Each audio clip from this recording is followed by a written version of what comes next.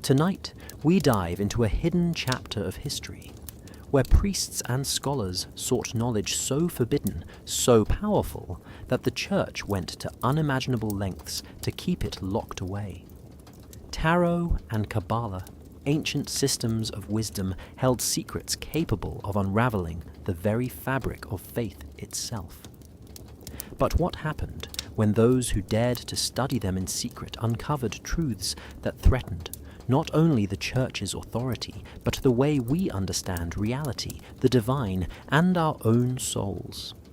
These priests, once branded heretics, risked everything, living in the shadows, protected by secret societies, and carrying the weight of knowledge that could change the course of history. Their work was erased, suppressed, and buried, but the knowledge never truly disappeared. Join me as we uncover the story of those priests, their forbidden studies, and the mystical teachings they fought to preserve. Before you continue, take a moment to like and subscribe, because this is one journey into history you won't want to miss. A secret world exists, hidden in plain sight, where the wisdom of the ages is locked away, guarded by a select few. For centuries, ancient texts filled with arcane knowledge have remained hidden from the public, their true power only understood by those who dared to explore their depths. These teachings, often intertwined with mysticism, have shaped the course of history in ways most of us could never imagine. But why have these secrets been kept in the shadows for so long? And who were the keepers of this knowledge? The journey into this hidden realm begins in the early centuries of Christianity, when the first whispers of tarot and Kabbalah began to infiltrate the cloisters of the Church. In the early centuries after the fall of Rome, Europe was a continent shrouded in mystery and uncertainty. The Christian Church had risen as the dominant force, and it was in the heart of the Church where some of the most sacred and dangerous knowledge was quietly preserved. Hidden from the eyes of the common folk, the priests and scholars of the time began to explore ancient teachings from Egypt, Greece, and the Far East. These teachings, though often dismissed by the Church as heretical, began to make their way into secret monastic orders, passed down from one generation to the next, kept safe in the darkness of forbidden texts. Among these teachings were the symbols of tarot and the mystical wisdom of Kabbalah. For most, tarot was simply a game, a card deck with images meant to entertain. But for those initiated into the secret world of mysticism, the tarot was far more than just a game of chance. It was a map of the soul, a guide to understanding the deepest mysteries of the human experience and the universe itself. Its origins, though largely lost to history, were believed to trace back to ancient Egypt, where the priests of the temple first created the deck as a tool for divination and spiritual awakening. Over the centuries, tarot evolved into a powerful system of symbols, each card carrying a deeper meaning, each card a key to unlocking a hidden truth about the self and the world. Kabbalah, the ancient mystical tradition of Judaism, offered another layer of hidden knowledge. With its roots in the earliest texts of the Old Testament, Kabbalah taught that the world was far more complex than it appeared on the surface. Through the study of the Tree of Life, a symbolic map of the universe, Kabbalists believed they could understand the true nature of creation, the divine forces that shaped it, and the paths of enlightenment that could lead one to greater understanding. But just like the tarot, Kabbalah was not meant for the masses. It was reserved for the few who were deemed worthy of unlocking its secrets. As these teachings began to spread, the Church began to notice. The Vatican, the spiritual heart of Christianity, took an interest in the growing movement of scholars who were delving into these forbidden areas of study. The Church knew that knowledge was power, and the more they could control what people knew, the more they could control their lives. As priests and monks began to study tarot and Kabbalah, they discovered powerful truths that threatened to upend the very foundation of the Church's authority. Yet, while the Church was watching, it was also secretly absorbing the teachings that were deemed too dangerous for the general population. The Vatican had become the keeper of hidden knowledge, carefully concealing it from the world, all the while understanding its true power. And so began a centuries-long battle for the secrets of tarot and Kabbalah. Would these teachings remain locked away, protected by those who understood their power? Or would they eventually come into the light, revealing the hidden truths that had been suppressed for so long? Only time would tell. Imagine a time long before the invention of card games, before the tarot became something people used for fortune-telling or entertainment. There was a time when the tarot was not just a deck of cards, but a deeply sacred tool, used by mystics and sages to unlock the hidden layers of reality. The origins of tarot trace back thousands of years to ancient Egypt, a civilization known for its deep spiritual wisdom and knowledge of the cosmos. The priests of Egypt were masters of symbolism, and they understood the power of symbols to communicate hidden truths. The tarot, as we know it today, is said to have evolved from these ancient teachings, passed down through generations in secret. The Egyptian priests believed that the universe was a vast, interconnected web of energy, with each part reflecting the whole. They used symbols to represent different aspects of this cosmic order, creating a system that could help a person understand their place in the world, their purpose, and the deeper meaning of their existence.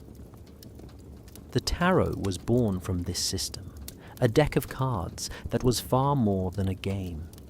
Each card represented a different aspect of life, from the journey of the soul to the forces of nature that shape our experiences.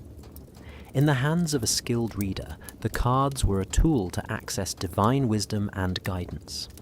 As the ancient world evolved, so too did the tarot. It spread from Egypt to other parts of the ancient world, reaching Greece, Rome, and eventually the Middle East.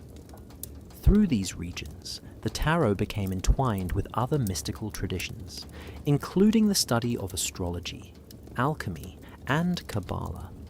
But it wasn't just scholars and mystics who were drawn to the tarot's secrets. Rulers and kings also sought its power, believing that the tarot could provide insight into the future and help them make decisions that would shape the destiny of nations. The tarot, with its divine symbols and hidden knowledge, was seen as a sacred tool, capable of bridging the gap between the physical world and the spiritual realm. By the time the tarot reached Europe in the Middle Ages, it had evolved into the deck of cards we recognize today. However, the true meaning of the cards was still kept secret, passed down only to those initiated into the mysteries. The tarot was no longer just a tool for spiritual guidance, but became a symbol of the ancient wisdom that had been hidden from the masses. The Church, which held power over knowledge and truth during this period, viewed the tarot with suspicion, fearing that its secrets might undermine the authority of the Church. This fear led to the tarot being cast aside as mere superstition, a form of heresy that was to be avoided at all costs. But even as the tarot was shunned by the Church, its mystic power continued to draw the attention of those who could see beyond the surface. Scholars and magicians, secret societies, and mystics continued to study the tarot, preserving its ancient wisdom. The tarot was no longer just a tool for divination or fortune-telling, but a powerful system of symbols that connected the seeker to the divine. It became a map of the soul, a way to understand the hidden forces that govern our lives, and a key to unlocking the secrets of the universe. And so, while the origins of tarot may have been shrouded in mystery, its true power remains undiminished, waiting for those who are ready to understand its secrets. Hidden deep within the traditions of Judaism lies one of the most powerful systems of mystical thought ever created. Kabbalah, an ancient form of Jewish mysticism, has captivated the minds of seekers for centuries. But what exactly is Kabbalah? At its core, Kabbalah is an exploration of the nature of the universe and the hidden forces that shape our reality. It seeks to understand the mysteries of God, creation, and the soul. Kabbalists believe that the universe is far more than what we see with our eyes. Beneath the surface of the physical world lies a deeper, spiritual reality waiting to be discovered. Kabbalah is not just a belief system, but a way of seeing the world. It teaches that everything in existence is interconnected, that every event, every thought, every action is part of a grand cosmic plan. To understand this plan, Kabbalists turn to symbols, numbers, and divine wisdom passed down through ancient texts. One of the most important symbols in Kabbalah is the Tree of Life, a mystical diagram that represents the structure of the universe and the pathways to enlightenment. The Tree of Life is not just a tree, but a map of the divine, showing the different stages of creation and the forces that flow through them. At the heart of the Tree of Life are the Sephirot, the 10 attributes or emanations of God that shape the world. Each Sephirot represents a different aspect of divine energy, from wisdom and understanding to kindness and severity. The Sephirot are arranged in a specific order, forming a pathway that the soul must follow to ascend to higher levels of spiritual awareness.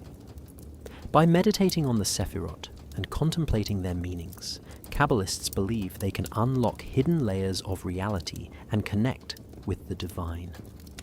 This path is not an easy one, but for those who are willing to undertake the journey, the rewards are great. The teachings of Kabbalah are not meant for everyone. They require a deep understanding of Jewish tradition and a commitment to spiritual practice. For centuries, Kabbalah was kept secret, passed down only to those who were deemed worthy of its knowledge. The reason for this secrecy was simple. Kabbalah is powerful. The wisdom it contains has the potential to transform a person's understanding of the world, and with that power comes great responsibility. To misuse the teachings of Kabbalah is to risk falling into darkness, as the knowledge can be overwhelming and dangerous if not approached with the proper reverence. Though Kabbalah has its roots in Jewish tradition, it has influenced many other mystical systems throughout history. Over time, Kabbalah began to merge with other esoteric teachings, including astrology, alchemy, and even the tarot. As the secrets of Kabbalah spread beyond the Jewish community, they were absorbed into the broader mystical traditions of Europe, where they were studied and practiced by scholars, philosophers, and occultists. Kabbalah's influence can be seen in everything from Renaissance art to the works of modern-day spiritual thinkers. The power of Kabbalah lies not just in its teachings, but in its ability to connect the individual with the divine. It offers a way to see beyond the veil of the material world, to understand the true nature of existence, and to unlock the hidden truths that lie within. Those who embrace its teachings are not merely learning about God or the universe. They are discovering the divine within themselves. Through Kabbalah, the path to enlightenment becomes a journey of self-discovery, where the seeker not only understands the world, but is transformed by it. For centuries, the Catholic Church stood as the beacon of spiritual authority in Europe. Its priests and scholars trusted with interpreting the mysteries of God and the universe. But even within the walls of the Church, there were those who looked beyond the accepted doctrine, who yearned for a deeper understanding of the world and the divine.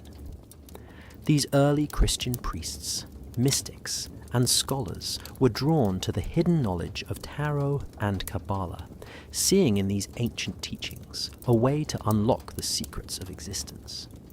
Some were motivated by a sincere desire for spiritual enlightenment, while others were driven by a thirst for power that could shape the course of history. The tarot, once believed to be a simple card game, was now viewed by a few priests as more than just entertainment. They saw the cards as a window to the divine, a tool to communicate with higher forces, and a way to reveal hidden truths about the nature of the soul. The tarot's symbolism, so rich and intricate, spoke to them in ways that the Church's traditional teachings could not. The more they studied the cards, the more they realized that each image contained a profound mystery, a piece of the divine puzzle that had been kept hidden for centuries. The idea that these symbols could offer guidance and insight into life's greatest questions began to take root, sparking curiosity in the hearts of those priests willing to venture beyond the safety of orthodox belief. At the same time, the ancient mystical teachings of Kabbalah began to seep into the Christian world. Kabbalah's deep philosophical and spiritual insights offered a different kind of wisdom, one that connected the soul to the divine through symbols and numbers. The Tree of Life, the Sephirot, and the hidden meanings in the Hebrew Bible fascinated these early Christian scholars. They saw in Kabbalah a system of thought that could explain the mysteries of creation and the nature of God, a mystical path that seemed to go deeper than the teachings of the Church. To many priests, Kabbalah was a way to understand the divine order of the universe in a way that Scripture alone could not provide. But not all those drawn to tarot and Kabbalah were purely motivated by a desire for enlightenment. For some, these teachings represented a path to personal power. Knowledge, especially hidden knowledge, had always been a powerful tool. The more a person understood about the hidden forces of the universe, the more they could influence those forces to their advantage. Some priests, seeing the potential of these teachings, began to use them to increase their own influence. In a time when power was often determined by knowledge and spiritual authority, those who controlled secret knowledge held a significant advantage over others. For these priests, the allure of tarot and Kabbalah was not just spiritual, it was practical. They could use the symbols, the meditations, and the rituals to gain insight into the lives of others, predict the future, or even manipulate the outcomes of events. The Church's rigid structure left little room for individual interpretation of divine will, but tarot and Kabbalah offered a personal connection to the divine, a way to bypass the authority of the Church and go directly to the source of power. This curiosity, however, was not without its dangers. The Church was quick to condemn anything it saw as a threat to its authority. As priests began to explore the hidden world of tarot and Kabbalah, many found themselves walking a dangerous line. The Inquisition, with its strict control over what was considered heresy, watched closely for any signs of deviation from orthodox teachings. Those who delved too deeply into these forbidden subjects risked being accused of witchcraft or heresy. Despite the risks, the pull of secret knowledge was too great for some priests to resist. They understood that true wisdom often came from questioning the accepted beliefs, from looking beyond what was written in the scriptures, and from seeking the divine in places where others feared to look. As the centuries passed, the Catholic Church, ever watchful and protective of its dominion over knowledge and faith, began to notice a growing interest in teachings that lay beyond the official doctrines. Priests and scholars, once fully devoted to the Bible and church teachings, were quietly turning their attention to the hidden mysteries of tarot and Kabbalah.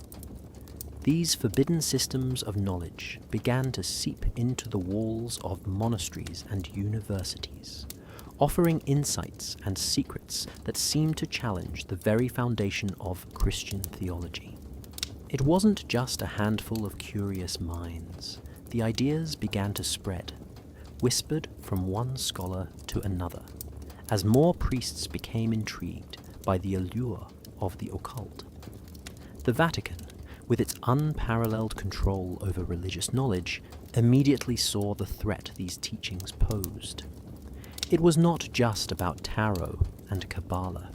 It was about the possibility that these ancient systems of thought could undermine the Church's authority and disrupt the carefully crafted narrative of Christianity. If the priests of the Church began to believe in the hidden wisdom of the tarot, or the divine structure outlined in Kabbalah, how long would it be before the faithful began questioning the very truth of the Church itself? This was a crisis waiting to unfold, and the Vatican had to act swiftly. The Church understood that knowledge was power, and when that power was no longer in their hands, they risked losing their grip on the minds and souls of the people.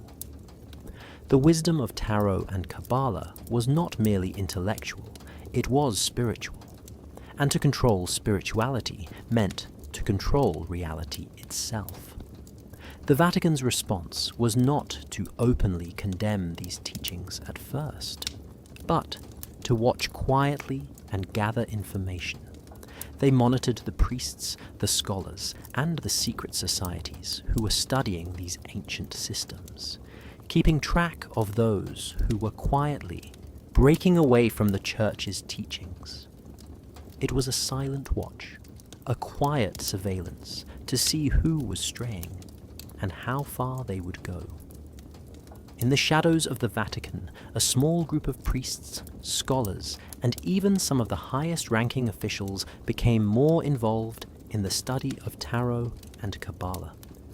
The knowledge they discovered was powerful, but it was dangerous. It was a knowledge that could transform not only a person's soul, but also their relationship to the divine. The Vatican knew that such revelations could be used for personal gain, for political leverage, or even to challenge the very authority of the Church. The teachings, if they became too widespread, could lead to rebellion, to a crisis of faith that the Church could not afford. To prevent such a scenario, the Vatican began to implement a quiet system of control. While they did not ban these teachings outright, they started subtly restricting access to the texts, limiting the number of priests who were allowed to study these forbidden subjects. Those who were caught showing too much interest in tarot or Kabbalah were quietly monitored, sometimes even silenced. The Vatican's power was not always exerted through force or punishment. Often, it was through silence and secrecy, suppressing knowledge before it could ever reach the public.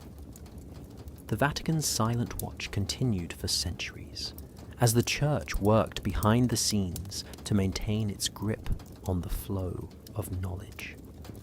But even in the shadows, the seeds of rebellion were being sown. As more priests explored the hidden wisdom of the past, the question became not whether this knowledge would be discovered, but how long the Vatican could continue to suppress it. The power of knowledge, once hidden away, was beginning to stir, and the Vatican's watchful eye couldn't control it forever. In the shadow of the Catholic Church, beneath the surface of its grand cathedrals and lavish palaces, a network of secret societies began to form. These societies were made up of priests, monks, and scholars, many of whom had grown dissatisfied with the limits placed on their spiritual and intellectual journeys by the Church.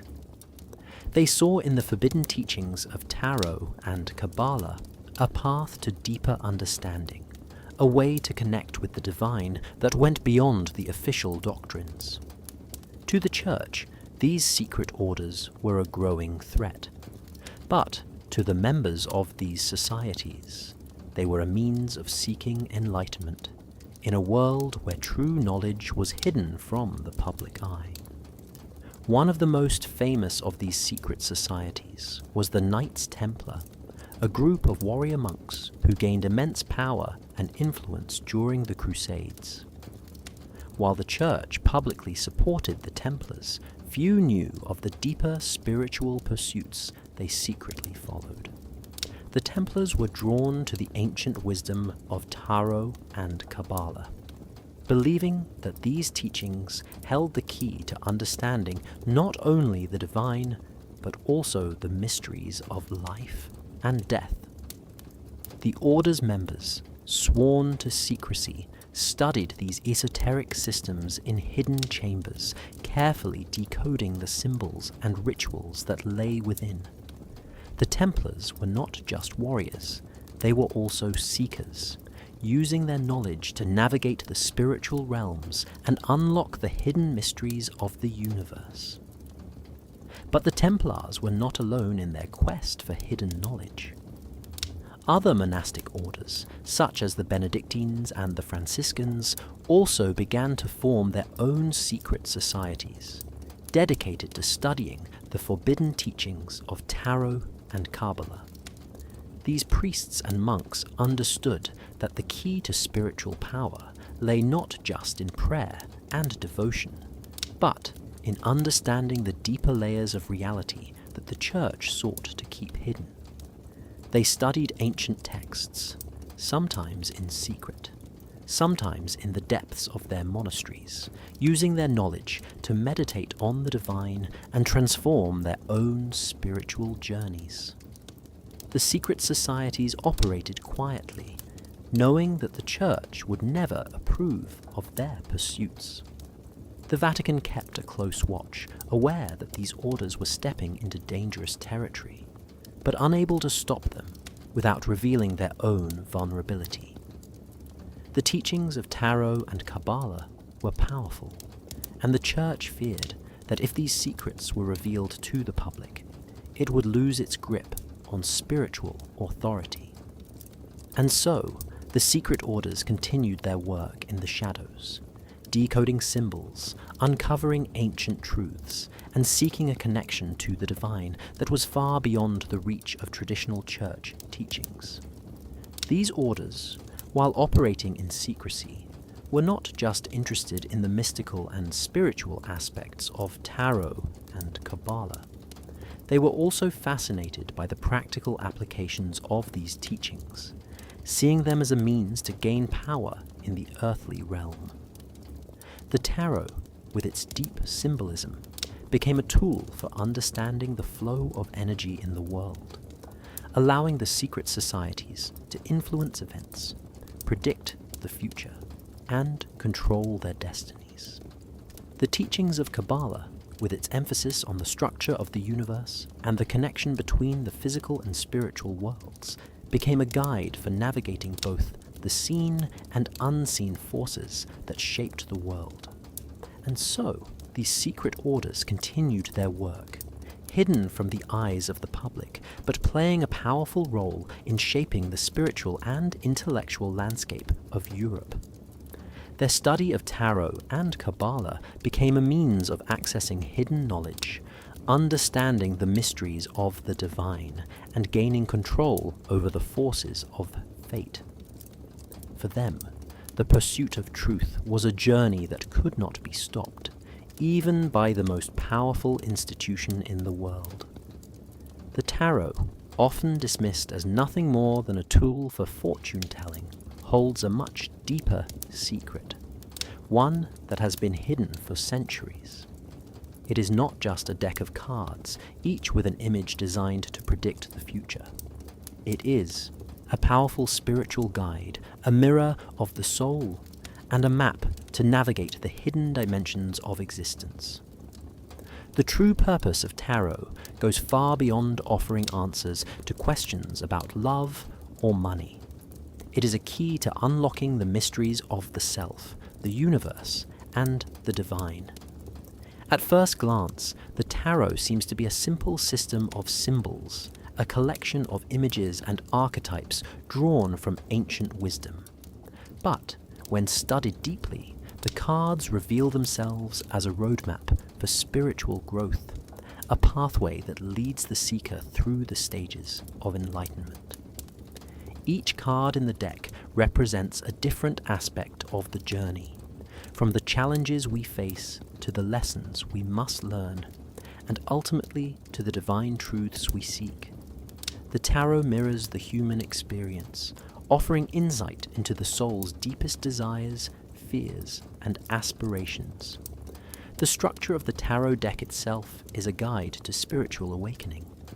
The major arcana, a set of 22 cards that form the heart of the deck, represents the journey of the soul through life's trials and tribulations. These cards are not just images. They are symbolic representations of the stages of human consciousness, from ignorance to enlightenment, from the mundane to the divine. The Fool, the first card of the major arcana, represents the soul's first step on its journey, full of potential but unaware of the path ahead. As the seeker moves through the cards, they encounter the challenges and teachings that will lead them toward self-realization. The tarot is also a reflection of the inner world, a mirror that reveals the hidden aspects of the self. Through the process of reading the cards, the seeker gains insight into their own subconscious mind, uncovering fears, desires, and unresolved emotions that may have been buried for years. The cards act as a tool for self-reflection, helping the seeker to understand the patterns and forces that shape their life. By confronting these aspects of the self, the seeker can begin the process of healing and transformation, moving closer to the spiritual enlightenment they seek. But the tarot is not just a tool for personal growth.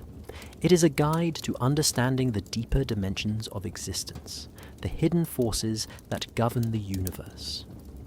Each card is imbued with ancient wisdom, drawn from traditions that span thousands of years.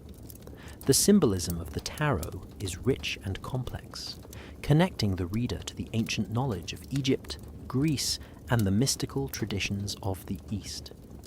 The tarot provides a way to access this hidden knowledge, offering insight into the nature of the divine, the interconnectedness of all things, and the mysteries of the universe. Through the tarot, the seeker can begin to understand the spiritual laws that govern life, moving beyond the limitations of the physical world and entering into a deeper relationship with the divine. The tarot reveals that the path to enlightenment is not a straight line, but a journey full of twists and turns, challenges and triumphs. It is a journey of self-discovery, of confronting the shadows within, and ultimately of connecting with the divine light that resides in all of us. The tarot, when understood in its truest sense, becomes a sacred tool, a guide to navigating the hidden dimensions of existence and awakening to the divine truth within. It is not just a deck of cards, it is a path to spiritual enlightenment, a tool for discovering the deepest mysteries of the self and the universe. The journey of the tarot is the journey of the soul, one that leads the seeker ever closer to the truth, to the divine, and to the ultimate realization of their own spiritual power. In the quiet corners of ancient libraries and monasteries, priests began to uncover a profound secret hidden within the sacred Hebrew texts. These teachings, known as Kabbalah, were more than just mystical stories. They were an encoded map to understanding the very structure of the universe itself. As they carefully decoded the symbols and the cryptic language of the ancient manuscripts, they realized that Kabbalah held the key to something far greater than what the Church had ever taught. It was a deep, spiritual code that revealed the intricate connection between the divine and the human soul. Kabbalah, with its roots in Jewish mysticism, was an ancient system of thought that explored the hidden layers of reality. It offered a profound understanding of how the universe was created, how it functioned, and how it was all connected to the human spirit. At the heart of Kabbalah was the Tree of Life, a mystical diagram that mapped out the divine structure of existence. This tree wasn't just a symbol. It was a living representation of the universe, with each of its branches and roots representing different aspects of creation. The Tree of Life showed how the divine energy flowed through all things, from the highest realms of existence down to the physical world. The Tree of Life was composed of 10 sephirot, which were divine emanations or attributes of God. These sephirot, arranged in a specific pattern, formed a pathway that connected the human soul to the divine. Each sephirot represented a different quality, such as wisdom, understanding, and mercy, and together they made up the structure of the universe. The priests who studied Kabbalah soon realized that understanding these divine attributes was key to understanding not just the universe, but also the soul's journey. The Sephirot were like stepping stones, guiding the seeker on a path toward spiritual enlightenment and unity with the divine. The teachings of Kabbalah were not just intellectual or philosophical, they were deeply practical. They provided a way for the soul to connect with the divine, to understand its true nature, and to unlock the hidden forces that governed life. By contemplating the Sephirot and meditating on their meanings, the priests could access higher realms of consciousness and gain insight into the deeper mysteries of existence. Kabbalah taught that the divine was not distant or separate from humanity, but was intimately connected to every part of creation, including the human soul. As these priests delved deeper into Kabbalah, they began to see connections between this ancient wisdom and the teachings of Tarot. Both systems, though different in their origins and traditions, were designed to guide the soul toward spiritual awakening. The Tarot's symbols and Kabbalah's Sephirot were not separate. They were part of the same spiritual map. The priests saw that the cards of the Tarot could be aligned with the Sephirot, each card corresponding to a different divine attribute. This connection revealed a unified system of spiritual understanding, one that spanned both the mystical traditions of Judaism and the esoteric knowledge of the Tarot. But as the priests uncovered the deep spiritual truths encoded in Kabbalah, they also realized how dangerous this knowledge could be. It had the power to transform not only the individual, but the entire world. Those who understood the Kabbalistic teachings could unlock the secrets of creation and control the hidden forces of the universe. The Church, ever protective of its authority, understood that such knowledge could threaten its grip on power. As a result, the teachings of Kabbalah were kept hidden, reserved for only the most trusted priests and scholars who studied them in secret, away from the eyes of the public. The Kabbalistic code, once uncovered, became a key to understanding not just the divine structure of the universe, but the very nature of the soul. It offered a path to spiritual enlightenment, one that would lead those who walked it to a deeper connection with the divine. It was a wisdom that had been hidden for centuries, but now, in the hands of the curious and the brave, it was being uncovered once more, revealing the profound truths that lay hidden beneath the surface of reality. As the teachings of Tarot and Kabbalah began to spread among priests and scholars, a new and dangerous force began to rise, one that would threaten the very existence of those who dared to study these forbidden systems. The Inquisition, a religious tribunal established by the Catholic Church, emerged with one purpose: to root out heresy and purge the Church of any teachings or practices that deviated from the official doctrine. For those priests who had been drawn to the hidden knowledge of Tarot and Kabbalah, the Inquisition was a looming threat, casting a shadow over their studies and forcing them to work in secrecy. Inquisition was more than just a tool for religious control. It was a weapon of fear. Those accused of heresy, witchcraft, or dabbling in forbidden arts were at the mercy of the Church. The Inquisition had the power to imprison, torture, and even execute those deemed a threat to the Church's authority. The very act of questioning established teachings or exploring mystical systems like Kabbalah or Tarot was considered dangerous, even sinful. The Church's leaders understood that the power of knowledge could undermine their control over the faithful, and any teachings that were not in alignment with the Church's authority were seen as a direct challenge to their rule. Priests who were caught studying Tarot or Kabbalah were branded as heretics, accused of using occult practices to gain power or influence. Many were arrested and their works were destroyed. The Inquisition spared no one.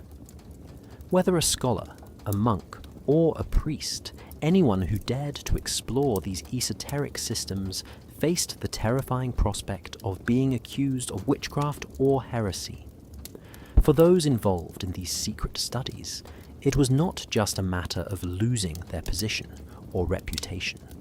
It was a matter of life and death. The Inquisition's relentless pursuit of those who defied the Church was a reminder of the dangers that came with seeking knowledge beyond the accepted boundaries of faith. The threat of the Inquisition created a climate of fear among those who sought the hidden knowledge of Tarot and Kabbalah.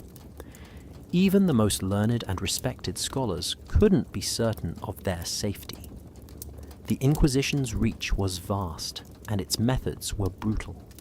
Priests who had once freely explored these teachings in secret now had to be cautious, hiding their studies and working in the shadows. Some scholars even went so far as to erase any trace of their involvement in these forbidden practices, knowing that a single accusation could destroy their lives. But despite the dangers, the thirst for knowledge couldn't be completely extinguished. In the dark corners of monasteries and hidden libraries, priests and scholars continued their studies, often at great personal risk. They understood that the knowledge contained in Tarot and Kabbalah was far too valuable to be abandoned. It was a key to understanding the divine, to unlocking the mysteries of the universe, and to gaining insight into the true nature of the soul. These teachings offered a spiritual path that transcended the limits imposed by the Church, and for some, that path was worth the danger. Even as the Inquisition's shadow loomed over Europe, those who studied the forbidden arts knew that the pursuit of truth, no matter how dangerous, was a journey worth taking. It was a journey that would ultimately lead them to a deeper understanding of themselves and the divine, a journey that would reveal the secrets of the universe, hidden for centuries, but waiting for those brave enough to seek them out. The Inquisition could control the physical world, but it could never control the truth. And as long as there were those willing to search, the light of hidden knowledge would never be fully extinguished. The Knights Templar were once among the most respected and powerful institutions in medieval Europe. They were a group of warrior monks, originally founded to protect Christian pilgrims traveling to the Holy Land. But over time, their influence and wealth grew, and so did their secret pursuits. Beneath the surface of their holy mission, the Templars were quietly immersed in studies far beyond the realms of the Church's official teachings.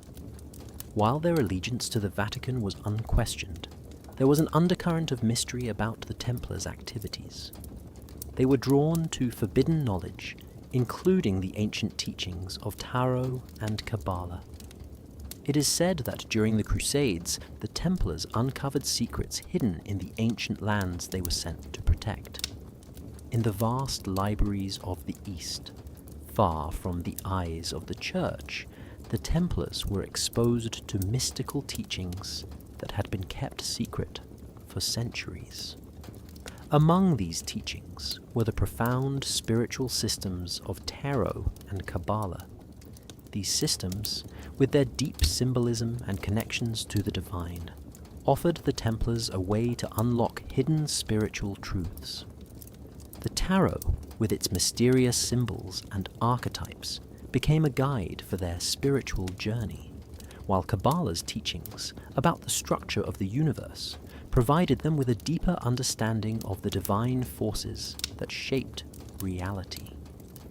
The Templars did not simply study these teachings for personal enlightenment. They saw in Tarot and Kabbalah a power that could shape both the spiritual and the earthly realms.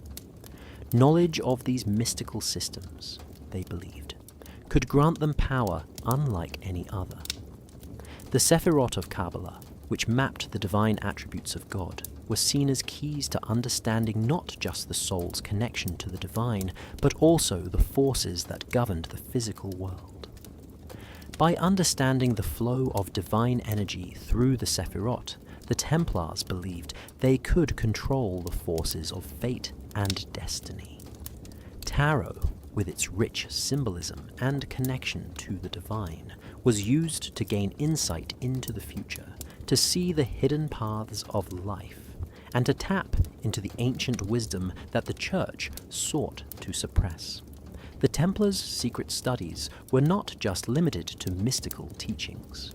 They also sought knowledge that could elevate their temporal power. The Templars were not only monks, they were also soldiers, and their influence stretched across Europe. By combining their spiritual wisdom with their military might, the Templars became a formidable force, both in the Church and in the political world. They believed that the knowledge they uncovered could be used to shape history, influence kings and queens, and control the destinies of nations. The teachings of Tarot and Kabbalah gave them a spiritual edge, but it was the practical applications of this knowledge that gave them power. As the Templars grew in strength, so too did the Vatican's concern over their activities. The Church, always wary of any force that could rival its authority, began to see the Templars' secret studies as a threat. In the early 14th century, the Vatican moved to suppress the order, accusing them of heresy and witchcraft. The Templars were arrested, their treasures seized, and many were executed. Yet, even in their downfall, the Templars' hidden knowledge did not disappear. The forbidden teachings of Tarot and Kabbalah that the Templars had uncovered were not completely lost. Over time, these teachings would resurface in other secret societies and mystical orders who carried the torch of the Templars' ancient wisdom. The Templars, once seen as holy warriors, were now understood as keepers of profound knowledge, a knowledge that extended far beyond the boundaries of the Church. In the end, their secret studies of tarot and Kabbalah were not just the key to spiritual enlightenment. They were the key to a deeper power, one that transcended both the spiritual and the material worlds. In the quiet recesses of ancient libraries and monastic halls, a new influence began to emerge, one that would connect the esoteric teachings of tarot and Kabbalah to a far older tradition. This tradition, known as Hermeticism, blended the mystical insights of ancient Egypt, Greece, and Judaism into a powerful system of spiritual thought. At the heart of this tradition were the teachings attributed to Hermes Trismegistos, a mythical figure said to be a fusion of the Egyptian god Thoth and the Greek god Hermes. His wisdom, recorded in a series of sacred texts known as the Hermetic writings, was seen as a key to unlocking the mysteries of the universe. Hermeticism taught that the world was governed by hidden laws, forces that could not be understood by the senses alone. It proposed that all things, from the smallest atom to the vastness of the cosmos, were connected through a spiritual energy that flowed through everything. This energy was divine, and it was through understanding the nature of this divine energy that one could attain wisdom, power, and ultimately spiritual enlightenment. The Hermetic teachings were deeply mystical and offered a path to transcendent knowledge, one that could reveal the deeper truths of the universe and the soul. As priests and scholars began to study these teachings, they saw connections between the Hermetic wisdom and the ancient systems of tarot and Kabbalah. They began to recognize that the tarot, with its rich symbolism and archetypes, was not just a tool for divination, but a guide to understanding the spiritual laws that governed life. The same was true for Kabbalah, which provided a map of the divine structure of the universe through its Sephirot. Both systems, though originating in different traditions, shared common principles and ideas that resonated with the Hermetic teachings. The influence of Hermeticism on tarot and Kabbalah was profound. The Hermetic principle of as above, so below echoed throughout both systems, suggesting that the microcosm of the human soul mirrored the macrocosm of the universe. In the tarot, this idea could be seen in the way the cards mirrored the stages of the soul's journey, from ignorance to enlightenment. In Kabbalah, it was reflected in the structure of the Tree of Life, where the divine attributes of God were arranged in a way that mirrored the spiritual journey of the soul. For the priests who studied these teachings, the Hermetic influence provided a deeper layer of understanding. They began to see the tarot not just as a set of symbolic images, but as a representation of the divine forces that governed the universe. The Kabbalistic teachings, which had once seemed like a separate system of thought, now appeared as part of a larger, universal truth that transcended the boundaries of religion and culture. The Hermetic teachings acted as a bridge, connecting the mysteries of tarot and Kabbalah to the ancient wisdom of Egypt and Greece, and to the spiritual truths that lay at the heart of all mystical traditions. As the priests and scholars continued to explore these connections, they realized that the Hermetic teachings provided a universal key to understanding the mysteries of life, death, and the divine. The Hermetic tradition, with its focus on the interconnectedness of all things and its deep understanding of the spiritual laws that governed existence, became a guiding influence on their studies.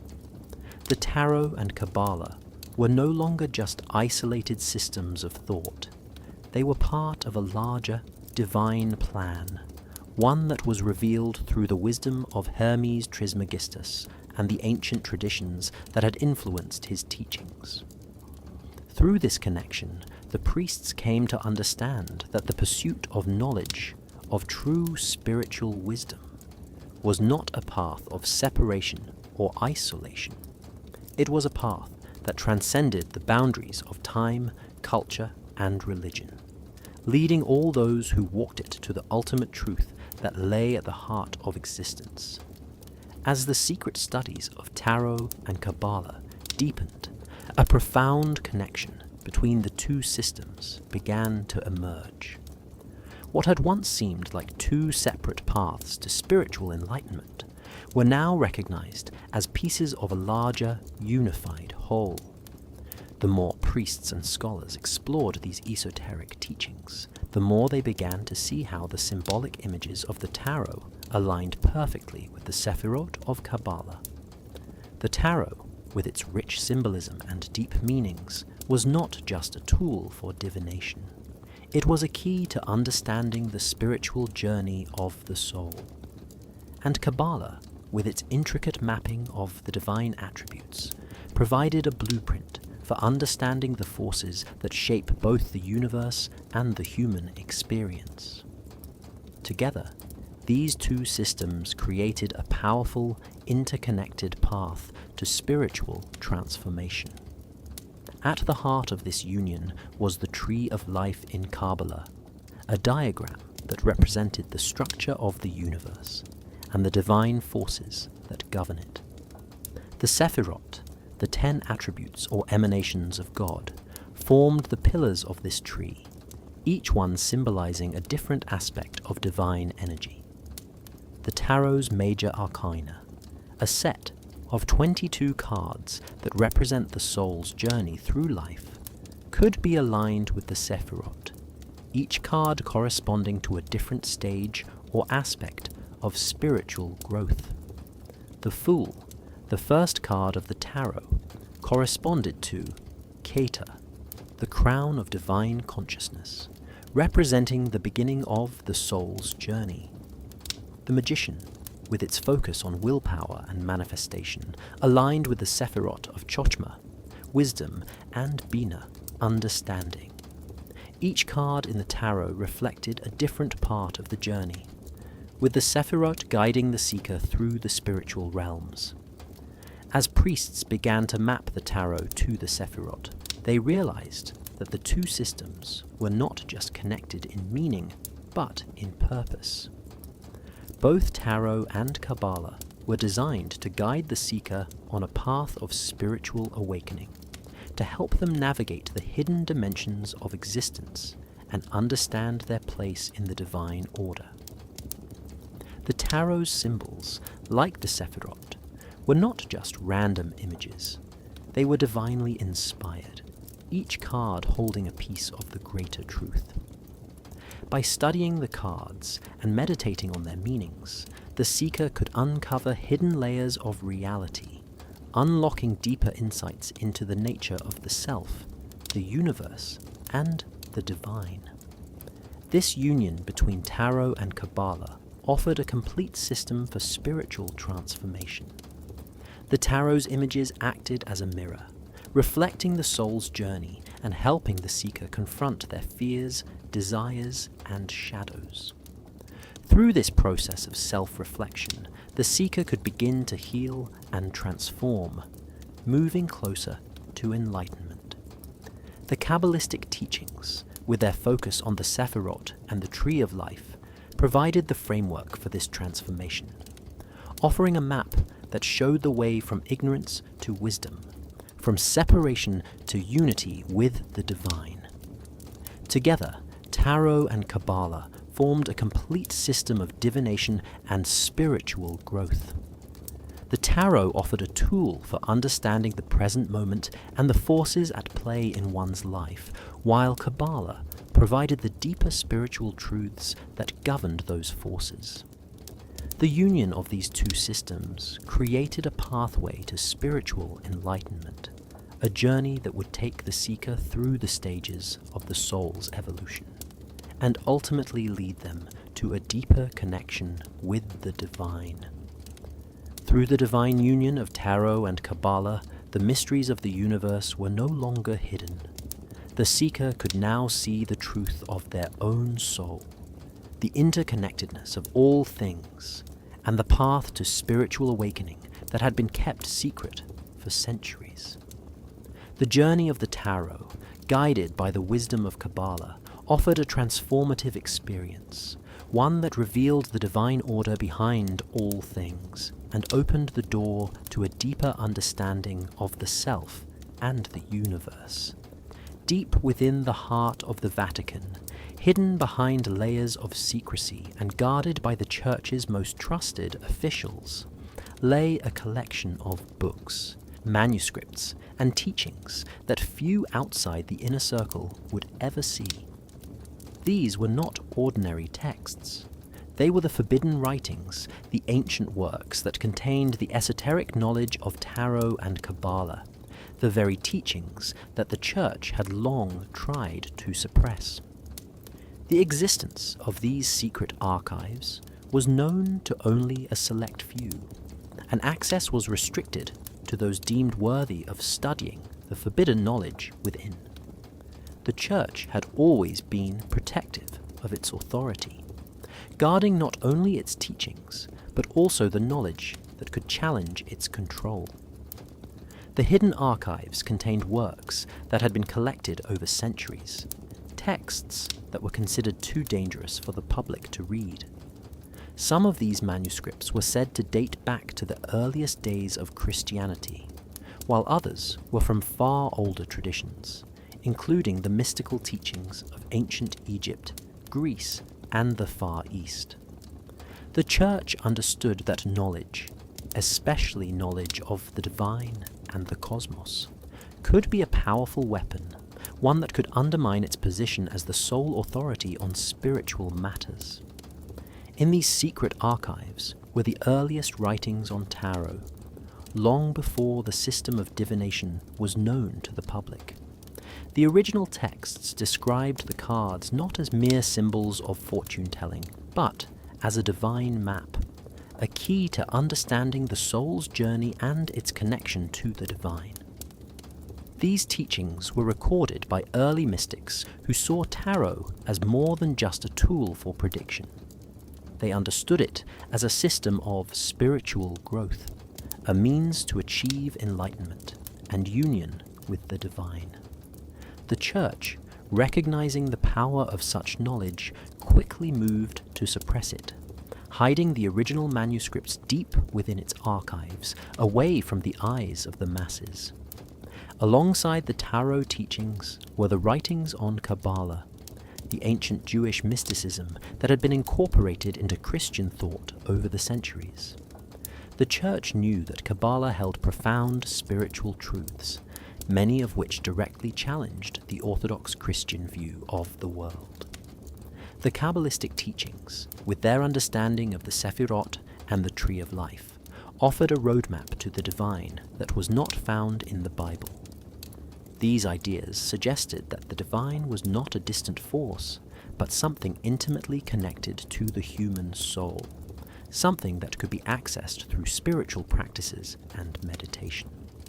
The Church, seeing the potential for these teachings to inspire rebellion against its doctrines, carefully concealed the Kabbalistic manuscripts, limiting their access to only the most trusted priests and scholars. The hidden archives of the Church were not just a collection of books. They were a symbol of the Church's power over knowledge.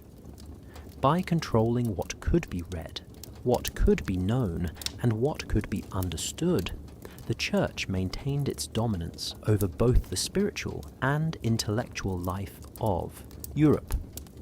Only a few select priests were granted permission to study these forbidden teachings, and even they had to be trusted implicitly. The knowledge contained within these archives was considered too dangerous for the common people, who might not be able to understand it properly. It was a carefully guarded secret, one that the Church believed could only be entrusted to those who would not challenge its authority. As time passed, the existence of these hidden archives remained a closely guarded secret. To most of the world, the Vatican appeared to be the guardian of Christian doctrine, its teachings unchallenged and its authority unquestioned. But behind the locked doors of its secret archives, the Church held a treasure trove of knowledge that would have changed the way the world viewed its spiritual path.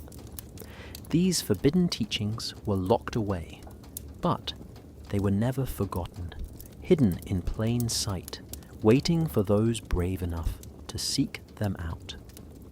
In the early 16th century, a new and mysterious group began to emerge, one that would play a significant role in the blending of medieval mysticism and Renaissance thought. The Rosicrucians, a secret society of priests, scholars, and alchemists, were dedicated to exploring the hidden truths of the universe. This group, shrouded in secrecy, was deeply involved in the study of tarot and Kabbalah, seeking to unlock the spiritual and mystical knowledge that had been suppressed by the Church for centuries. The Rosicrucians saw themselves as the heirs to the ancient wisdom of Egypt, Greece, and the East, and they believed that through the study of these teachings, they could bridge the gap between the medieval world and the new intellectual climate of the Renaissance. The Rosicrucians were not just a group of intellectuals, they were a group of seekers, individuals who believed that true knowledge came not from the teachings of the Church alone, but from a deeper, more personal connection with the divine. They understood that the mysteries of the tarot and Kabbalah held the key to unlocking a higher understanding of the universe. The tarot, with its rich symbolism and archetypes, was viewed by the Rosicrucians as more than just a tool for divination. It was a map of the soul's journey, a way to connect with the divine forces that governed both the spiritual and physical realms. Similarly, the teachings of Kabbalah, with its intricate system of divine emanations, offered the Rosicrucians a way to understand the hidden structure of the universe and the divine energy that flowed through all things. What set the Rosicrucians apart from other mystical groups of the time was their unique approach to blending the old and the new. They were influenced by the ancient wisdom of the Egyptians, the teachings of the Greeks, and the mystical writings of the Jewish Kabbalists, but they also embraced the intellectual advancements of the Renaissance. This period of rebirth and discovery brought with it new ideas about science, philosophy, and spirituality, and the Rosicrucians sought to integrate these ideas with the older mystical teachings. They saw themselves as the custodians of a new spiritual order, one that could guide humanity into a deeper understanding of both the material and the spiritual world. The Rosicrucians were also deeply involved in the study of alchemy, which they saw as a way to transform not only base metals, but also the soul. They believed that through the process of spiritual transformation, an individual could achieve a higher state of being, one that was in harmony with the divine forces of the universe. The study of tarot and Kabbalah was an essential part of this process, as both systems provided tools for understanding the hidden dimensions of existence and the spiritual laws that governed them. Through their studies, the Rosicrucians sought to unlock the ancient secrets of the cosmos and reveal the true nature of God, creation, and the soul. In the years that followed, the teachings of the Rosicrucians began to influence many other mystical and intellectual movements. Their emphasis on personal spiritual transformation, the pursuit of hidden knowledge, and the integration of ancient wisdom with Renaissance thought left a lasting mark on the intellectual climate of Europe. The Rosicrucians, with their secret teachings of tarot and Kabbalah, were not just a group of scholars and priests. They were pioneers, bridging the gap between the mystical traditions of the past and the new spiritual and intellectual currents of the Renaissance. Their work, though often hidden in secrecy, would lay the foundation for the future of Western esotericism and spiritual thought. As the secrets of tarot, Kabbalah, and alchemy began to intertwine, a deeper understanding of spiritual transformation emerged, one that bridged the ancient mysteries with the Renaissance ideals of self-improvement and enlightenment. The tarot, with its rich symbols and archetypes, became more than just a divination tool. It transformed into a key instrument for understanding the alchemical process. This was not the kind of alchemy that sought to turn lead into gold, but a mystical process aimed at the purification and transformation of the soul. The link between tarot, alchemy, and Kabbalah was not just symbolic. It represented a deeper spiritual journey toward enlightenment, the goal being the transformation of the self from ignorance into divine wisdom. Alchemy, in its truest form, was about transformation. It was the art of turning the base and the impure into something more refined and divine. In the physical world, this was symbolized by the process of transmuting metals.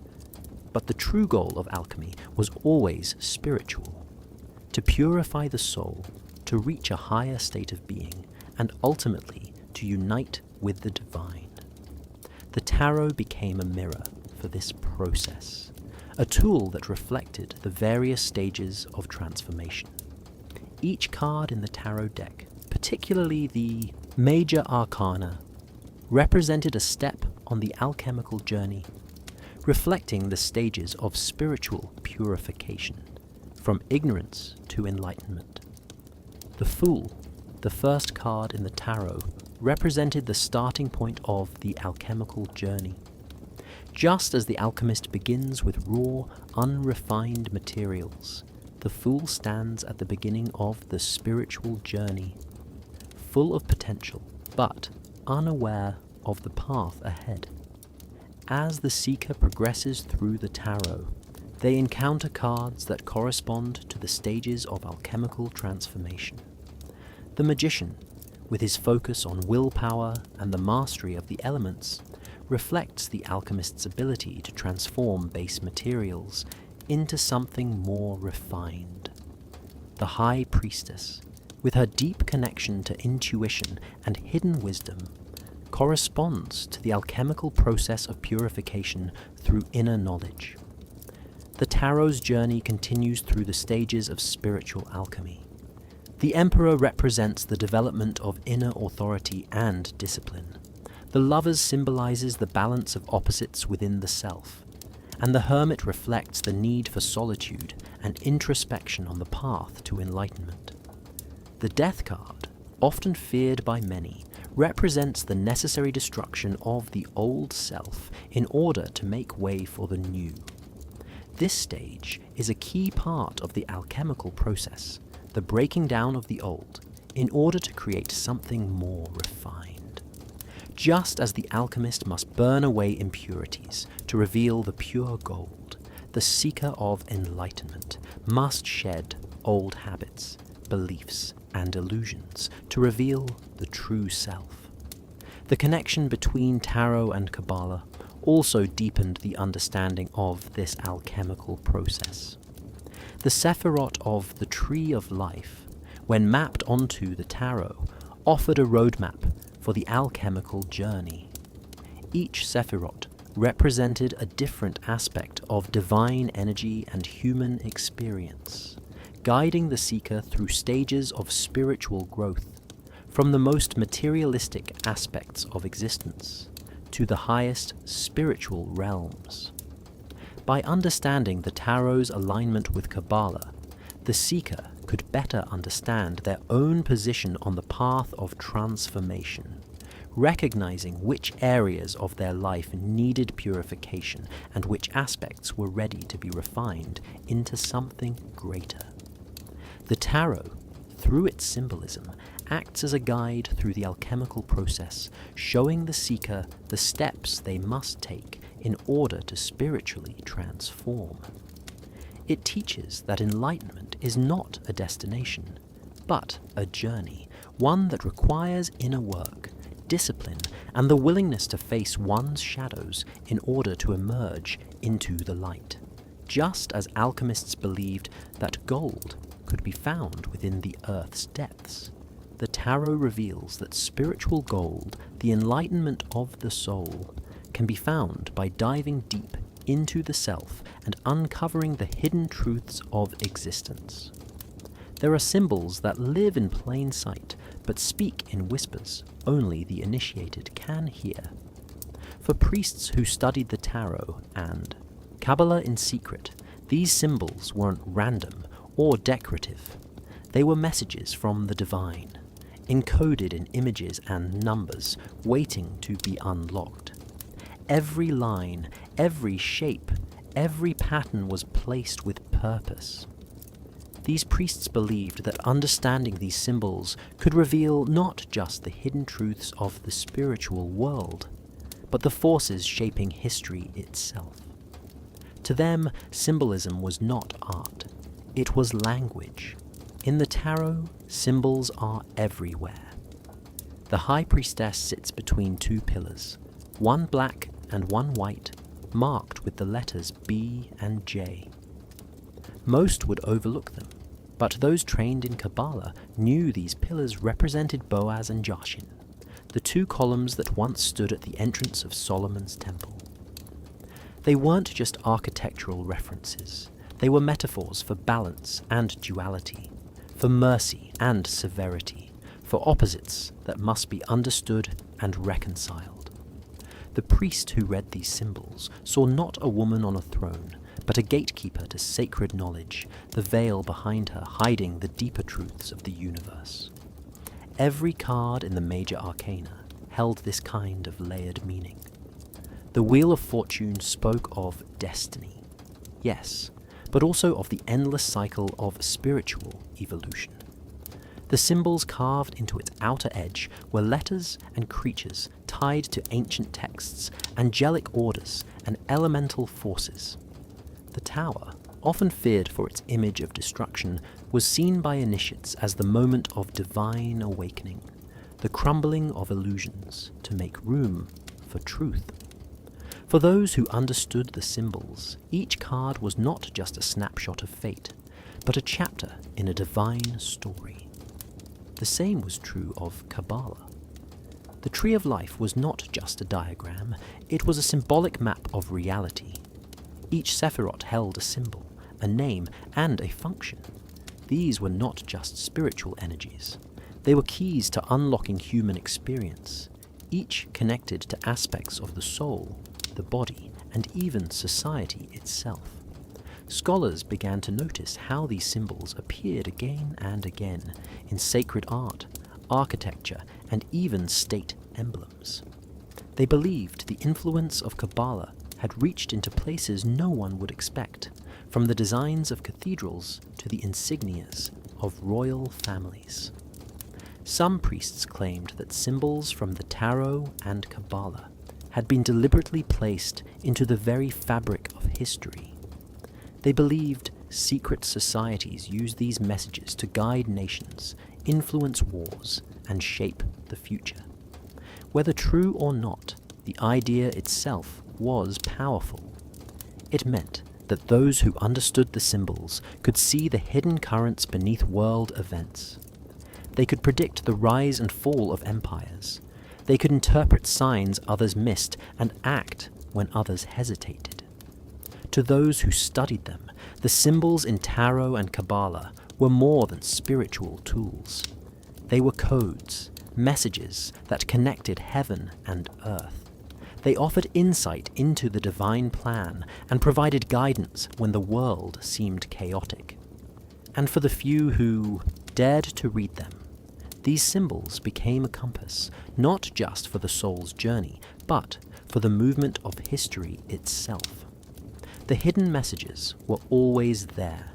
It just took the right eyes to see them. As the secret study of tarot and Kabbalah grew among priests and scholars, the Vatican found itself facing an increasingly difficult challenge. The Church, which had long held dominance over spiritual knowledge, began to realize that the forbidden teachings of tarot and Kabbalah posed a serious threat to its authority. These teachings, deeply spiritual and full of ancient wisdom, had started to infiltrate the minds of those within the Church, offering an alternative path to divine understanding. The growing interest in these esoteric systems was seen not just as a curiosity, but as a direct challenge to the Vatican's control over the flow of knowledge. The Vatican's response was swift and forceful. As early as the 15th century, the Church began to take steps to suppress the spread of these teachings, using its power to control the dissemination of knowledge. Books and manuscripts related to tarot and Kabbalah were systematically banned.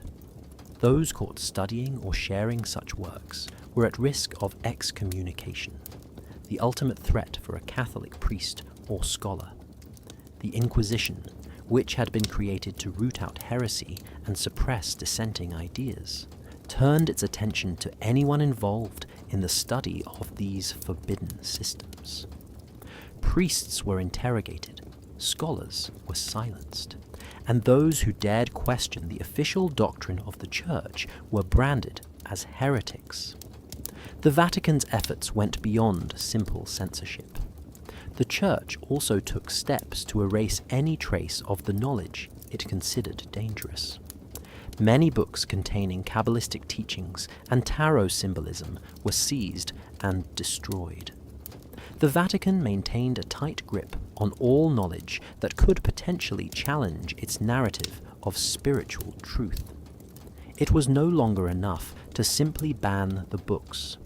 The Church sought to remove all evidence of the forbidden teachings from history itself. Works were hidden away, placed in secret archives, or destroyed beyond recognition. The goal was clear: to make the study of tarot and Kabbalah disappear, to ensure that only the Church's version of the divine would remain. In some cases, priests who had been caught studying these mystical systems were forced to publicly recant their beliefs and swear allegiance to the Church's teachings. They were coerced into renouncing the wisdom they had uncovered, often under threat of torture or worse. Even some of the Church's most respected scholars were caught in this web of suppression. Many were silenced, not because their knowledge was false, but because it posed a threat to the Vatican's power.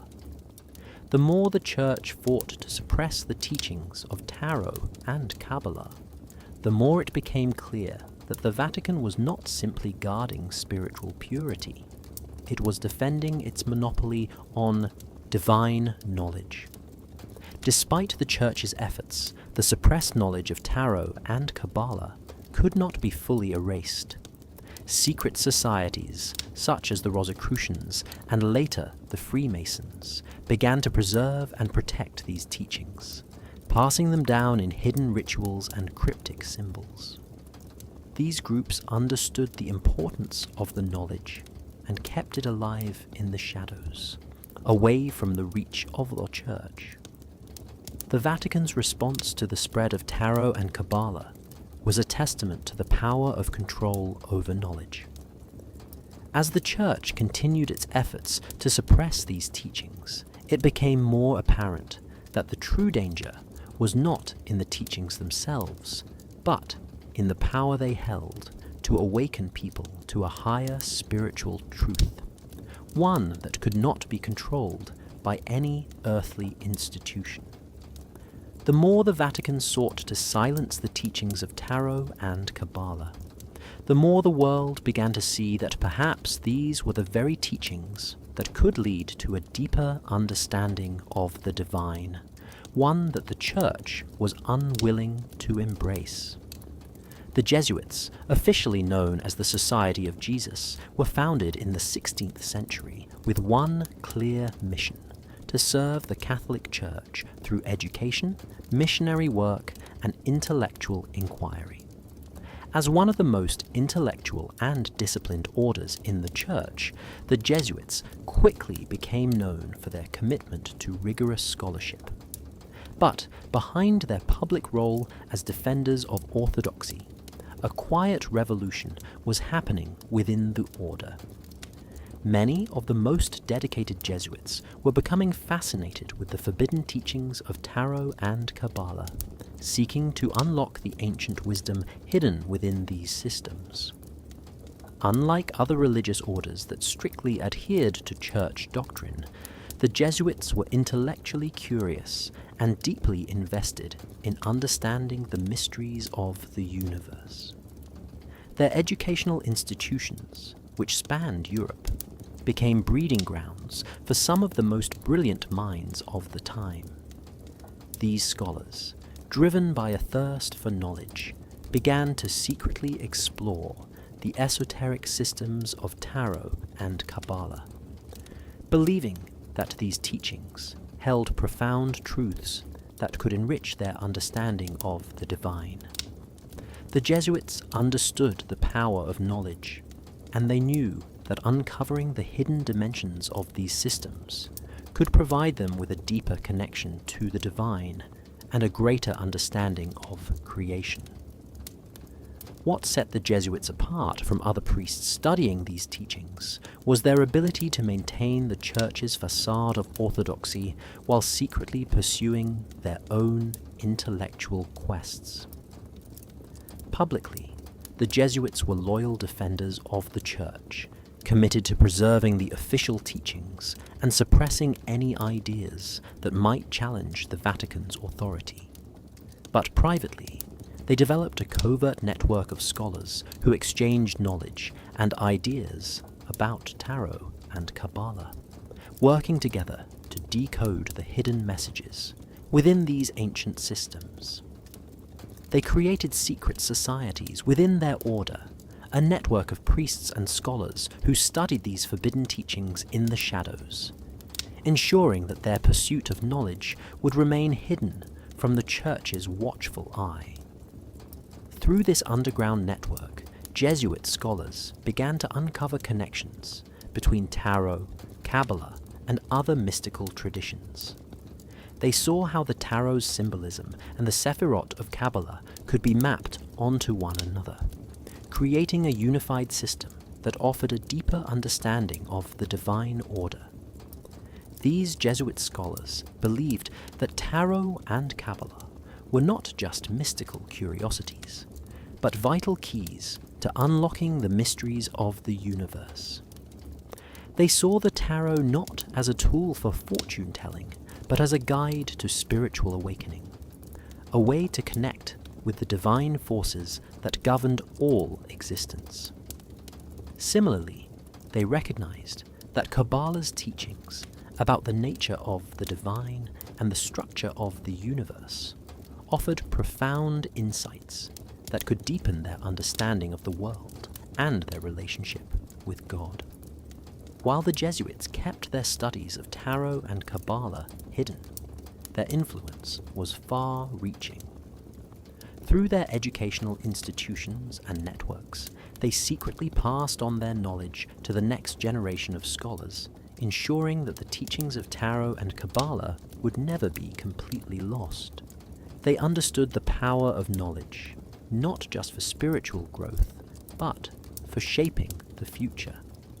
The Jesuits believed that by mastering these esoteric teachings, they could unlock a deeper spiritual truth that could guide humanity toward enlightenment.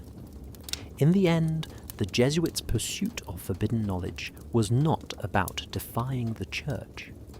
It was about seeking a deeper connection with the divine, one that went beyond the Church's teachings.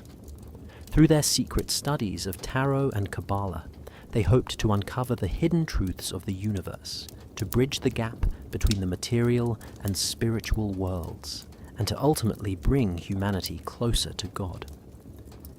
In this quest, the Jesuits played a unique role in the history of spiritual knowledge, acting as both protectors of the Church's orthodoxy and as secret seekers of the deeper, hidden truths of existence.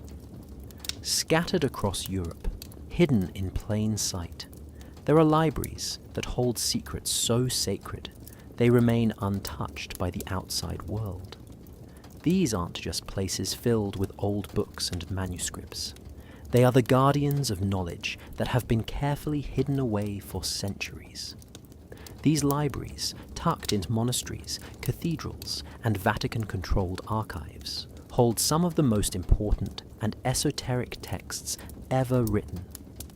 The priests who study them are not just scholars. They are the keepers of a secret history, entrusted with the protection of knowledge that the world was not meant to see. In the quiet halls of these secret libraries, ancient manuscripts are kept under lock and key, far from the prying eyes of the public. These texts, many of them written in forgotten languages and filled with complex symbols, contain the wisdom of the ages.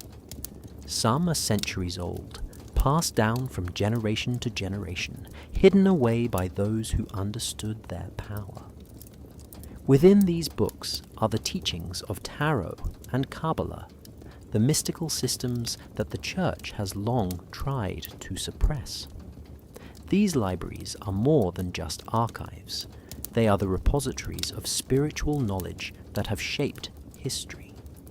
The priests who have access to these hidden libraries are some of the most trusted members of the Church. They are scholars and mystics, deeply immersed in the study of esoteric texts, yet bound by a vow of secrecy. The Church understands the power that knowledge holds, and it knows that certain teachings must be kept under tight control. The priests who are chosen to study these sacred books are not only expected to preserve the knowledge they contain, but also to protect it from being exposed to those who might misuse it. These libraries are not just filled with religious texts.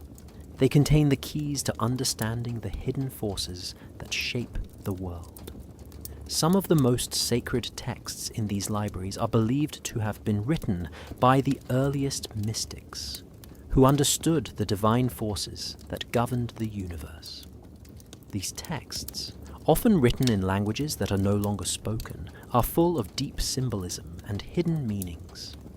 They hold teachings that connect the soul to the divine, offering a path to enlightenment that transcends the teachings of the Church. The Tarot, with its images and symbols, is one of these sacred texts. Its cards are not just tools for fortune-telling, they are maps of the soul's journey, guiding the seeker to a higher understanding of the divine. Kabbalah, too, finds its place in these libraries. The ancient Jewish mystical tradition provides a roadmap of the universe, with the Sephirot representing the divine attributes that govern reality. These teachings, once considered too radical for the Church, are hidden away in the libraries, accessible only to those who are prepared to study them in secrecy. For centuries, these texts have remained guarded, their teachings passed down quietly among a select group of scholars who understood the importance of preserving them. In these hidden libraries, the priests do not just study texts. They unlock the mysteries of existence. They connect the dots between Tarot, Kabbalah, and other mystical traditions, seeing how each system contributes to a deeper understanding of the divine order. The knowledge contained in these books is not for everyone. It is reserved for those who are ready to understand the deeper truths of the universe and the soul. These libraries, tucked away in monasteries and controlled by the Vatican, are the secret keepers of the world's most sacred knowledge, guarded fiercely by those who understand its power. And as the centuries pass, this knowledge continues to shape the course of history, hidden in the shadows, but always waiting to be uncovered by those brave enough to seek it. The Renaissance, a period of rebirth and intellectual awakening, sparked a renewed interest in ancient knowledge. As the world emerged from the darkness of the medieval era, scholars and priests began to rediscover teachings that had been hidden away for centuries. Among the most significant of these rediscoveries were the ancient mystical systems of tarot and Kabbalah, once suppressed by the Church but now slowly emerging into the light. During this time, a new generation of thinkers, fueled by the humanist ideals of the Renaissance, sought to bridge the gap between the classical wisdom of ancient Greece and Rome and the new intellectual climate of the time.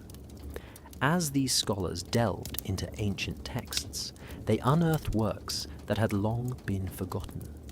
They found writings on tarot and Kabbalah that had been carefully hidden away in the secret archives of the church and monasteries across Europe.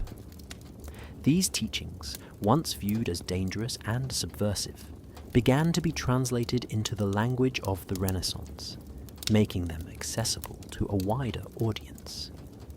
The process of translation was not just about changing the words on the page. It was about reinterpreting these ancient systems in a way that aligned with the intellectual and spiritual ideas of the time. Scholars began to see tarot not just as a system of divination, but as a guide to understanding the spiritual journey of the soul. Similarly, Kabbalah was recognized not only as a mystical tradition, but as a profound system for understanding the nature of the divine and the structure of the universe. However, despite this growing interest in these teachings, the Church still held a tight grip on knowledge. The rediscovery of tarot and Kabbalah did not mean that the Church's control over spiritual matters was slipping away. In fact, the Church was deeply aware of the potential power that these teachings held and sought to keep them within its control. Scholars and priests who began translating these ancient texts were careful to frame their work in a way that aligned with the Church's official doctrines. They presented the rediscovered knowledge as complementary to Christian teachings, even if the underlying ideas sometimes strayed far from the Church's teachings on the nature of God and the soul. The Church's response was a delicate balancing act. On the one hand, it could not afford to ignore the intellectual and spiritual awakening taking place in Europe. The Renaissance was too powerful a force to suppress entirely. But, on the other hand, the Church had to maintain its authority over spiritual matters. As a result, the secret knowledge of tarot and Kabbalah began to emerge into the mainstream, but always under the watchful eye of the Church. Only those within the Church's inner circle were allowed to study these teachings openly, and even then, their interpretations were carefully controlled to prevent any challenge to the established order. Despite these restrictions, the Renaissance marked the beginning of a slow but steady shift in the way tarot and Kabbalah were viewed. No longer seen solely as dangerous heresies, they began to be embraced as important sources of spiritual and intellectual insight. The rediscovery of these ancient systems laid the groundwork for future generations of mystics, philosophers, and scholars to continue exploring their hidden truths. As the Renaissance progressed, the seeds of a new era of spiritual inquiry were planted, one that would eventually lead to a deeper understanding of the divine and the mysteries of existence. The rediscovery of tarot and Kabbalah during the Renaissance was a turning point, a moment when the hidden knowledge of the past began to break free from the chains of secrecy and censorship. Although still controlled by the Church, these teachings began to find their way into the broader intellectual and spiritual landscape. And with each translation, each new interpretation, the ancient wisdom of tarot and Kabbalah grew a little more visible, a little more accessible, and a little closer to the truth that had been concealed for so long. As the study of alchemy, tarot, and Kabbalah continued to intertwine, a powerful new practice began to emerge, one that combined the mysticism of tarot with the transformative rituals of alchemy. The alchemical tarot became a tool used by priests and scholars to unlock not just spiritual insights, but the secrets of physical and spiritual transformation. Alchemy, long considered the art of turning base metals into gold, was at its core a symbol of the process of personal and spiritual purification. The tarot, with its rich symbolism and archetypes, provided a framework for understanding this transformation, helping those who used it to guide their souls toward immortality, transcendence, and union with the divine. At the heart of the alchemical, tarot was the idea that human beings could transcend their earthly limitations, achieving a state of spiritual perfection. This idea was rooted in the ancient belief that the soul was inherently divine, but trapped in the material world. Alchemy's goal, both physical and spiritual, was to purify and refine the soul, just as it sought to purify and transform base metals into something more precious. The tarot, with its deep symbolism, acted as a map, guiding the practitioner through the stages of this purification process. Each card in the tarot's major arcana represented a step in the alchemical journey, from ignorance and chaos to enlightenment and divine union. The Fool, for example, was seen as the starting point of the alchemical process. Just as the alchemist begins with raw materials, the Fool represents the unrefined soul, full of potential but unaware of the path ahead. As the practitioner progresses through the tarot's cards, they encounter stages of transformation. The magician, with his mastery over the elements, represents the alchemist's ability to transform the base into the divine. The high priestess, deeply connected to intuition and hidden knowledge, reflects the inner purification that must take place before one can achieve spiritual enlightenment. These cards, when used in conjunction with alchemical practices, provided a guide for those seeking to refine their soul and attain higher levels of spiritual consciousness. But the alchemical tarot was not just about personal transformation. It was also about achieving union with the divine. The ultimate goal of alchemy, according to many mystics and scholars, was to reach a state of divine transcendence, where the soul becomes one with the divine source. The tarot reflected this journey, showing the seeker how to ascend through the stages of existence, ultimately achieving a divine union. The Lover's card, with its focus on balance and unity, represented the merging of opposites, an essential step in the alchemical process of achieving spiritual wholeness. The Death card, often feared by those unfamiliar with its meaning, represented the necessary destruction of the ego and the illusions of the material world in order to make way for divine enlightenment.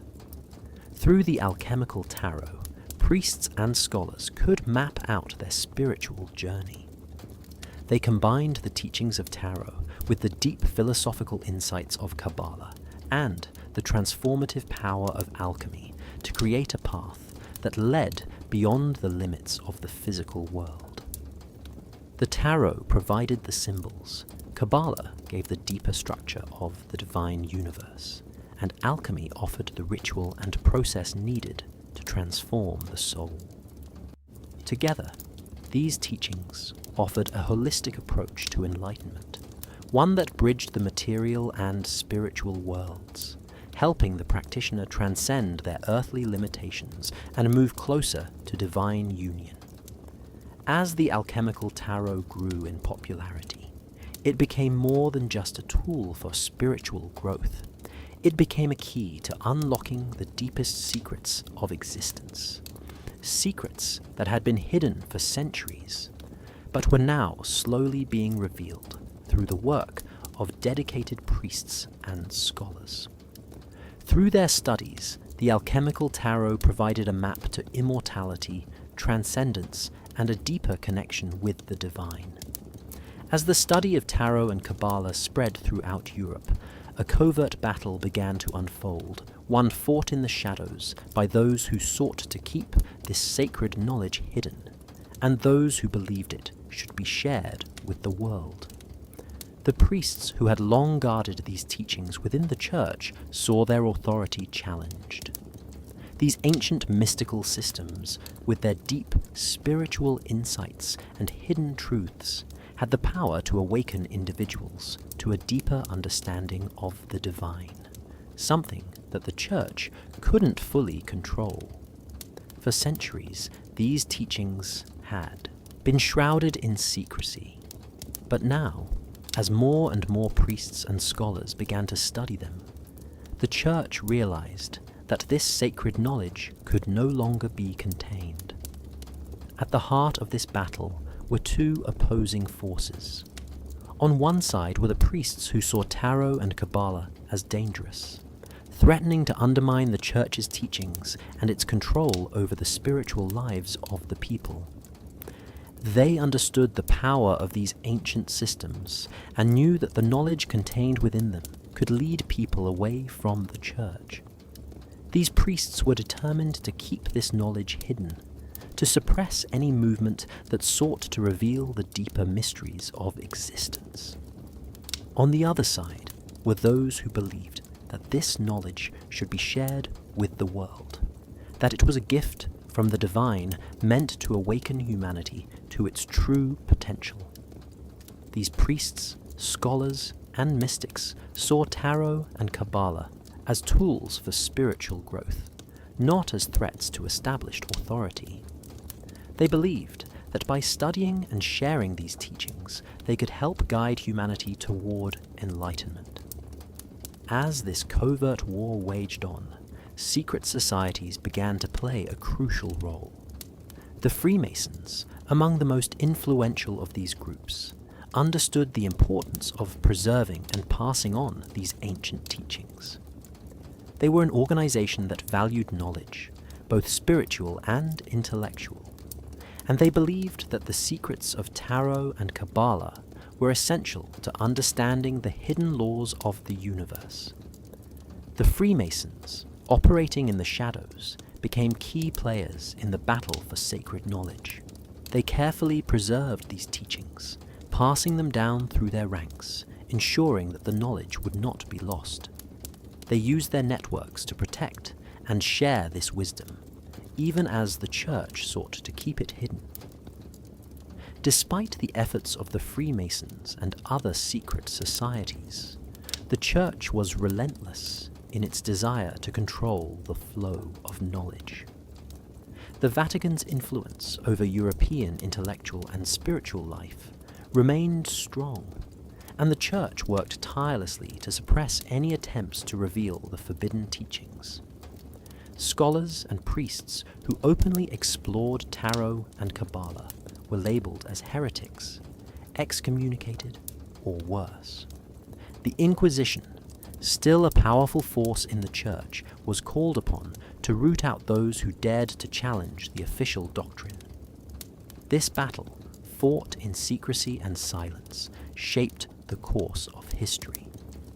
While the church sought to maintain control over the knowledge of tarot and Kabbalah, secret societies and a handful of brave priests and scholars kept the flame of this ancient wisdom alive.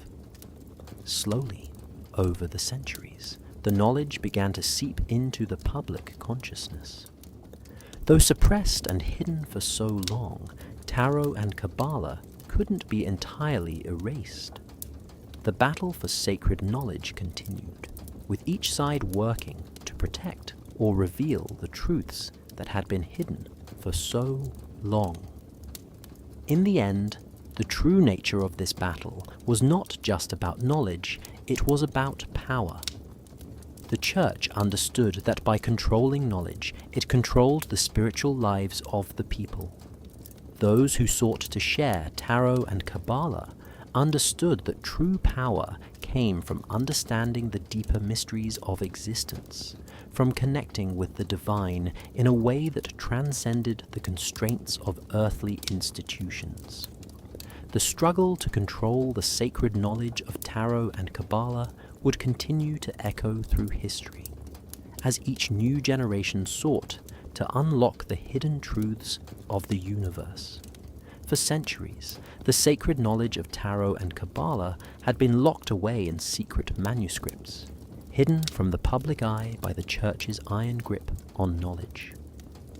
These ancient texts, thought to hold the key to understanding the divine mysteries of the universe, were kept under lock and key, their secrets protected by those who understood the profound power they contained. The knowledge they held was not just spiritual, it was the very foundation of existence, the connection between the human soul and the divine plan. But, in a moment of profound breakthrough, a group of priests and scholars managed to access these long-hidden manuscripts, and in doing so, they uncovered the full connection between Tarot, Kabbalah, and the divine mysteries. The discovery was nothing short of revolutionary. For the first time, the intricate links between Tarot and Kabbalah were fully understood. The cards of the Tarot, once seen as a mere tool for divination, were revealed to be a map of the soul's journey through life, each card symbolizing a step in the process of spiritual awakening.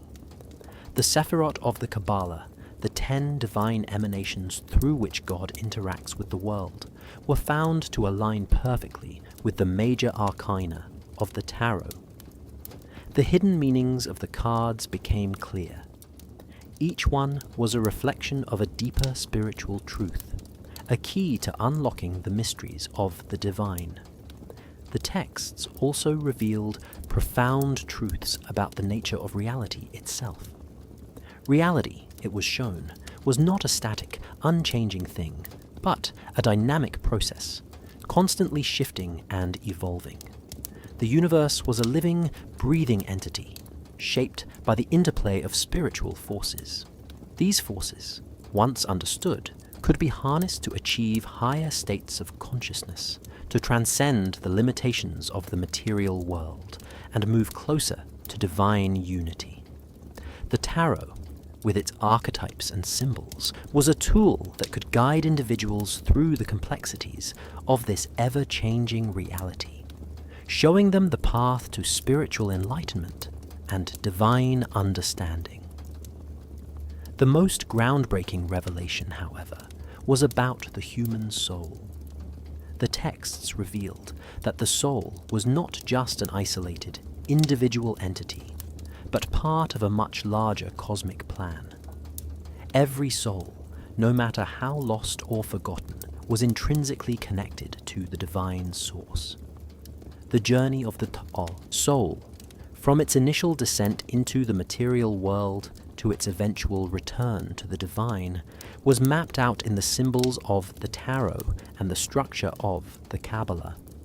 The soul's ultimate purpose was to reunite with the divine, to understand its true nature, and to fulfill the divine plan.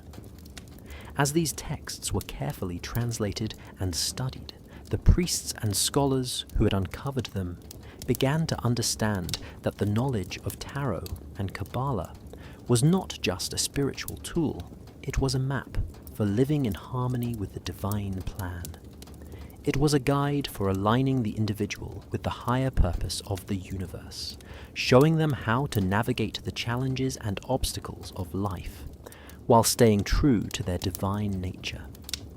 The secrets of the divine mysteries were no longer locked away. They were now within reach, available to anyone who was willing to seek them out and understand their deeper meaning. For the first time in centuries, the hidden teachings of Tarot and Kabbalah were revealed to the world. not as forbidden knowledge, but as a profound truth that could help humanity awaken to its true potential. The breakthrough marked the beginning of a new era, one where the mysteries of the universe were no longer secret, but could be accessed by those willing to open their minds and hearts to the divine wisdom hidden within the symbols of tarot and Kabbalah. The story of the priests who studied tarot and Kabbalah in secret is one of hidden knowledge, suppressed wisdom, and a quiet rebellion against the control of the Church. For centuries, these scholars, branded as heretics and mystics, worked in the shadows, uncovering truths that would later shape the course of spiritual history. The teachings they uncovered, once dismissed and concealed, have left a lasting impact on the world. Today, those very priests who risked their lives for knowledge are no longer seen as criminals or threats to the Church. They are now regarded as pioneers, key figures in the evolution of mystical thought and spiritual enlightenment. These priests, who quietly explored tarot, Kabbalah, and other esoteric systems, laid the foundation for the modern spiritual movements that would emerge centuries later. They were the unsung heroes of a hidden tradition, passing their teachings through secret societies, private networks, and even cryptic symbols that would influence generations to come. While their work was often concealed from the public eye, the wisdom they preserved gradually seeped into the consciousness of the world, transforming spiritual thought and practice in subtle ways. In the early years, these priests were seen as dangerous radicals, challenging the very foundation of church doctrine. Their studies of tarot and Kabbalah were considered heretical, and many paid the price with their freedom, their careers, and even their lives. They were silenced by excommunication, branded as witches, or forced to recant their beliefs under threat of torture. The Church was determined to control knowledge, and these priests stood as a testament to the power of secret wisdom. But their legacy would not be erased. Through their perseverance, they planted the seeds for the spiritual revolutions that would follow. As time passed, the hidden teachings they uncovered began to find a wider audience. In the 19th and 20th centuries, mystical and esoteric movements began to emerge, influenced by the very teachings that the priests had once kept secret. Spiritual practices such as modern tarot reading, New Age philosophy, and even certain aspects of psychology were deeply rooted in the ideas that these priests had studied in secret. The concepts of the soul's journey, the understanding of the universe as a divine reflection, and the idea of spiritual awakening became integral parts of many contemporary spiritual practices. Today, these ancient systems are no longer hidden away in secret libraries or cloistered monasteries. Tarot is widely used as a tool for personal reflection and spiritual growth, and Kabbalah has found its place in both religious and secular circles. The once forbidden knowledge is now available to all who seek it, thanks to the courage and devotion of those priests who dared to study it in secret. The legacy of these priests is more than just the teachings they preserved. It is the impact they had on how we understand the divine, the soul, and the mysteries of the universe. They were the torchbearers of hidden knowledge, and today, their teachings continue to inspire countless individuals on their spiritual journeys. What was once considered dangerous and forbidden has now become a beacon of enlightenment, guiding people toward a deeper understanding of themselves and the world around them. The priests who studied tarot and Kabbalah in secret were ahead of their time, and their wisdom lives on, shaping the spiritual landscape of today and beyond.